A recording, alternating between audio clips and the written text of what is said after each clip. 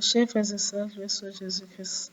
Aujourd'hui, nous allons voir un peu les dévotions mensuelles de chaque mois. Vous savez qu'à l'Église catholique, chaque mois est consacré à une dévotion particulière. Donc, comme nous avons 12 mois de l'année civile, alors de l'année liturgique, nous avons également 12 dévotions chaque mois. Alors, le mois de janvier, qui est le premier mois de l'année, est consacré au Saint-Nom de Jésus. On parle souvent du mois de l'enfance de Jésus, l'enfant Jésus. Donc, le Saint-Nom de Jésus, le nom que Joseph, son père, lui a donné le jour de la circoncision de Jésus. Lorsque Jésus avait 8 jours, il a été circoncis. Bon, comme généralement la circoncision tombe dans le mois de janvier, puisque le 25 décembre, si vous faites 25 décembre, vous ajoutez 6 jours, 8 jours, ça tombe en janvier.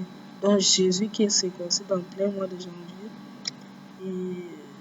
Et c'est ce jour qu'il reçoit ce nom divin, Jésus, qui signifie Dieu sauve. Dieu est la délivrance, Dieu sauve. Voilà. Donc le mois de janvier, c'est le mois du Saint-Nom de Jésus.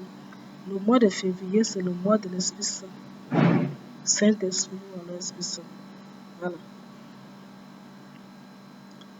Pour revenir un peu sur le mois de janvier, il convient quand même de rappeler que le pape Léon XIII a approuvé la dévotion au Saint-Nom de Jésus en 1902. Voilà, Saint-Nom de Jésus en 1902. Et c'est depuis que cette dévotion a été propagée. Voilà. Le mois de février, c'est le mois de Saint-Esprit. Voilà. Saint-Esprit, la dévotion au Saint-Esprit. Le mois de mars, la dévotion, c'est dédié à Saint Joseph, l'époux de la Vierge Marie, chaste époux de la Vierge Marie. Le mois d'avril est dédié à la miséricorde divine, la divine miséricorde. Une dévotion qui a été révélée par notre Seigneur à Sainte Faustine. Sainte Faustine, voilà. Avril, miséricorde divine. Le mois de mai dédié à la Vierge Marie. C'est depuis 1724 qu'officiellement le mois de mai est dédié à la Vierge Marie, donc dévotion marienne. Justement aussi, nous avons remarqué que pendant le mois de mai, nous avons plusieurs fêtes mariennes. Nous avons particulièrement les fêtes qui nous marquent, c'est le 13 mai, Notre-Dame de Fatima. Notre-Dame de Fatima. La Vierge Marie apparaît à Fatima. Voilà. C'était en 13 mai. Voilà. Donc le 13 mai, nous célébrons Notre-Dame de Fatima qui apparaît aux 3 jeunes enfants. 3 jeunes enfants. Voilà. Et le 31 mai, nous célébrons Notre-Dame de la délivrance, de la visitation. Notre-Dame de la visitation. Donc, pendant le mois de mai, c'est vraiment les fêtes mariennes.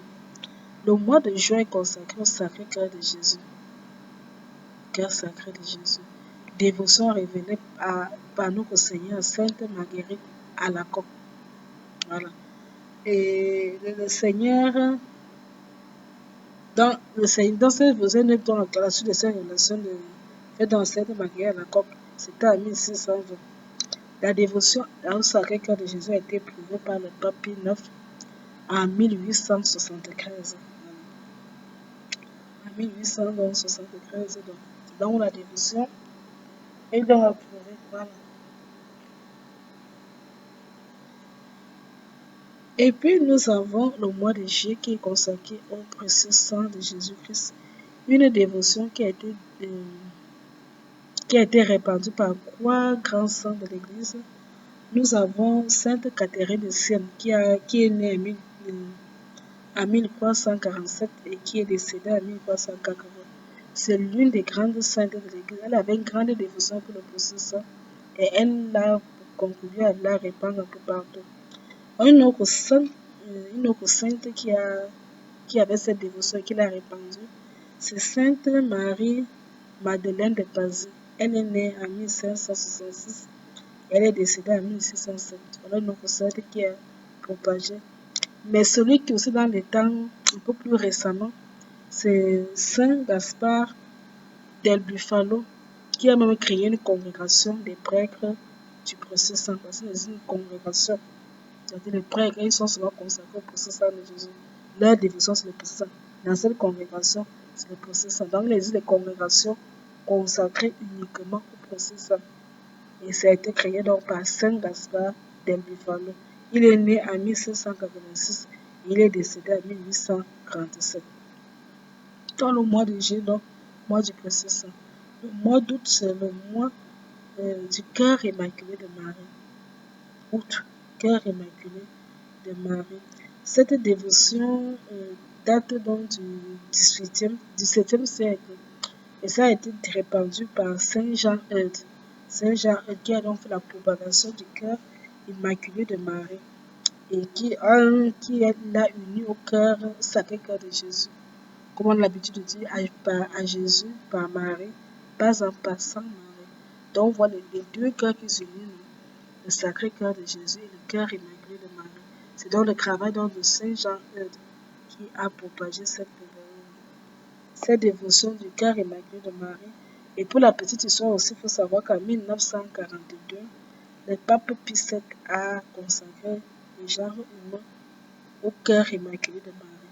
Donc, le genre humain est consacré au cœur immaculé de Marie depuis 1942 par le pape Pie VII. Donc, le mois d'août, cœur immaculé de Marie, la dévotion. Le mois de septembre, alors lui, il est consacré, normalement, généralement, c'est le mois des anges, comme sur c'est le mois des anges.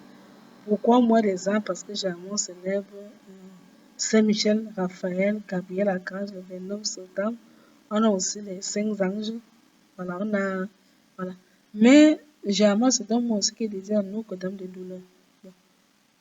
Entre la reine des anges et les anges, il n'y a pas de combat. C'est les mêmes gens. C'est les mêmes gens. Donc, on se lève si on veut au mois des anges, si on veut Notre-Dame des douleurs. Notre-Dame des douleurs. Marie, c'est la dame de cette douleur, la connaissance de douleur de la vie. Si vous avez l'habitude de réciter ce chapelet, vous aurez découvert cette douleur de Marie. Une dévotion, Notre-Dame de douleur, la dévotion a été approuvée par le pape Pie IX en 1857. Voilà. Et puis, le mois d'octobre, traditionnellement, c'est le mois du rosaire. Pendant ce mois, on récite le rosaire. Voilà. Et le mois de novembre, c'est pour les âmes du purgatoire. Nous avons le 1er novembre, c'est la Toussaint. Le 2 novembre, c'est le mois de commémoration des fidèles défunts. Tout le mois de novembre, nous prions pour les défunts de nos familles, les amis, les collègues. Voilà. Âme du purgatoire. Et enfin, le mois de décembre, on célèbre l'Immaculée Conception.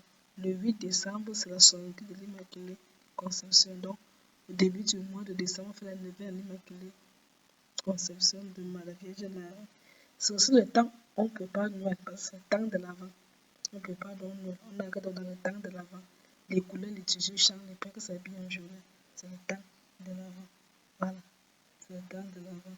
Et la dévotion à l'Immaculée Conception, c'est beaucoup plus répandu depuis que le pape Pie IX a reconnu le dogme de l'Immaculée Conception. C'est le 8 décembre 1854 quand ce dogme a été promulgué.